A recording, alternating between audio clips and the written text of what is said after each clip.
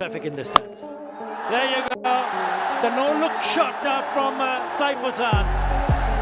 He's turning out to be short pulled away. Yeah, obviously, when you lose 3 wickets for 0, it's going to be tough to pull it back. But I think we did a great job. We had a few good partnerships, and obviously, Maan and Xavier were exceptional. So to give. কালকের ম্যাচে সাইফকে নিয়ে ভয়ে আছি সংবাদ সম্মেলনে এসে একই বলল ক্যামেরন গ্রিন। দর্শক, কালকের ম্যাচের আগে বাংলাদেশের ওপেনার সাইফ হাসানকে নিয়েই চলছে সবচেয়ে বেশি আলোচনা। দ্বিতীয় টি-20তে তার আত্মবিশ্বাসী ব্যাটিং নজর কেড়েছে ক্রিকেট প্রেমীদের। মাত্র ৩৩ বলে ৪২ রানের ঝড়ো ইনিংস খেলে অস্ট্রেলিয়ার বোলারদের ওপর চাপ সৃষ্টি করেছিলেন সাইফ।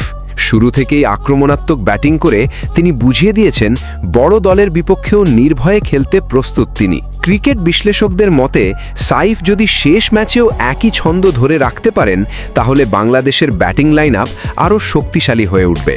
পাওয়ার প্লেতে তার দ্রুত রান তোলার ক্ষমতা ম্যাচের গতিপথ বদলে দিতে পারে।